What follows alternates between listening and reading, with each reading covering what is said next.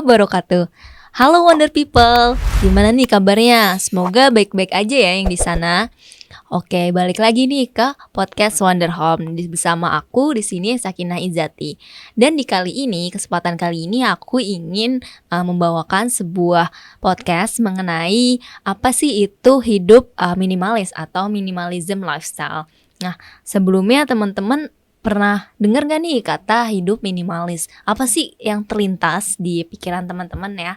Kalau misalkan mendengar kata minimalis, mungkin minimalis bisa dikaitkan dengan hidup yang simple gitu ya, yang mungkin hemat ataupun juga bahkan mengarah ke irit. Sebenarnya itu nggak salah sih teman-teman, tapi juga mungkin kurang tepat aja ya.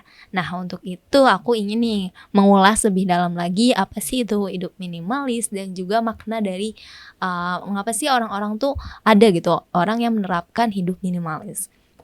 Oke guys, jadi pada intinya menjalani hidup minimalis itu ialah bagaimana sih kita bisa menemukan nilai diri kita tanpa ditentukan oleh barang-barang yang kita punya, seberapa banyak uang yang kita miliki, dan juga sebagus apapun rumah kita. Barang-barang itu hanyalah sebagai menjadi alat aja gitu untuk menunjang kebutuhan hidup kita. Tetapi nih barang-barang tersebut tidaklah menggambarkan nilai diri kita sebenarnya. Nilai diri kita yang dimaksud ini ialah ada dua, yaitu nilai yang memang dari surface gitu ya, permukaannya, dan juga nilai yang ada di dalam diri kita. Nah, nilai yang dari permukaan ini mungkin mudah ya dilihat seperti bagaimana kita berbusana, bagaimana kita berbicara, seperti itu.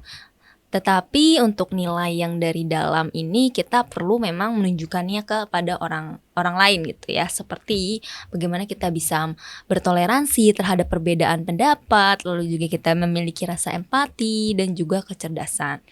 Nah, mungkin memang kita butuh nih barang-barang tersebut gitu, barang-barang yang mana untuk memang mengeskalasi nilai diri kita agar nilai-nilai dalam diri kita ini memang dapat keluar gitu dan dilihat oleh orang lain.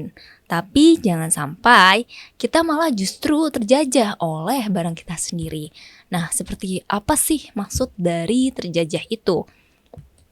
Nah, kita mungkin kalau misalkan terjajah oleh barang-barang itu dalam artian kita terlalu banyak membuang waktu untuk mengurus barang-barang kita dan justru malah mengabaikan urusan terpenting dalam kehidupan kita. Misalkan dengan bertemu dengan keluarga, lalu menjalin silaturahmi dengan teman, kita malah dibuat terlalu sibuk gitu oleh barang-barang kita. Dan pada akhirnya kita tidak dibuat puas oleh barang-barang kita. Dan kita akan membeli barang lagi gitu. Kita akan bahagia sementara waktu, kita akan senang untuk sementara waktu.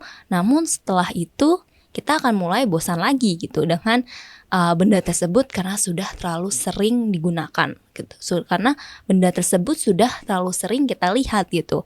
Nah ini akan menjadi sebuah lingkaran ketidakpuasan gitu, yang mana kita membeli barang, lalu kita akan senang untuk hanya beberapa saat waktu, lalu kita gunakan dan kemudian kita bosan gitu dan akan mencari kepuasan baru lagi gitu dengan cara membeli barang baru lagi. Dan kalau caranya seperti itu kita hanya akan menumpuk barang saja. Nah, memang stimulus bosan ini itu akan mulai menyeruak dalam diri kita dan ini adalah sebagai hal ilmiah yang wajar ya teman-teman. Manusia memang cenderung mulai bosan ketika dihadapi dengan kegiatan yang berulang-ulang atau menggunakan barang yang sama setiap saat. Karena memang sifat dasar manusia itu tidak mudah cepat puas. Ketika kita mulai bosan, kita cenderung mulai mencari barang baru yang mungkin dari segi fungsinya ya sama aja dengan barang yang sudah kita punya. Nah, dalam hal ini keadaan yang mana kita mengoleksi banyak barang gitu ya, inilah yang disebut sebagai keadaan yang maksimalis. Sebenarnya tuh nggak apa-apa ya teman-teman untuk mengumpulkan banyak barang, tetapi dampaknya itu kita akan cenderung membuang banyak waktu gitu untuk mengurus barang-barang kita tersebut. Misalkan nih sebagaimana contoh kita sudah punya tas atau sudah punya mungkin buku juga mungkin bisa. Namun kita pada akhirnya tas yang kita gunakan akan bosan gitu ya, karena mungkin ada model keluaran yang terbaru gitu. Ataupun juga dari buku, mungkin ada buku yang versi terbaru gitu, padahal buku yang lama pun kita belum baca. Maka ini akan menjadi sebuah penumpukan barang saja. Nah, dari sebuah buku yang aku baca nih, ada sebuah penelitian yang dilakukan oleh Harvard University dalam bidang psikologi. Yang mana dalam penelitian tersebut itu menyebutkan bahwa kebahagiaan seorang atlet itu ialah dapat memenangkan sebuah kejuaraan ya pastinya. Mereka akan bisa membawakan piala dan bisa berpesta dengan teman-teman dan keluarga. Tetapi fun fact-nya dari penelitian tersebut bahwa kebahagiaan yang dialami atlet tersebut itu dirasakan tidak lebih dari 3 jam saja gitu. Dan memang rasa kebahagiaan akan cepat mudah hilang ketimbang rasa keputusasaan. Karena pada dasarnya kebahagiaan di dunia ini tidak ada yang abadi. Nah, disinilah teman-teman konsep hidup minimalis ini masuk dan ada untuk bisa memahami nilai diri kita sebenarnya dan mendapatkan kebahagiaan dari apa yang sudah kita miliki. Konsep hidup minimalis ini akan mengajarkan bagaimana kita itu untuk bijak dan lebih mindfulness lagi dalam kepemilikan barang. Dan terutama juga dalam membeli barang baru. Orang-orang minimalis ini akan cenderung lebih memikirkan kebutuhan dan fungsi dari barang tersebut ketimbang hanya memenuhi rasa kebosanannya atau keinginan sematanya saja. Karena sejatinya kebahagiaan diri kita itu tidak ditentukan oleh barang-barang tersebut, seberapa banyak barang yang kita punya.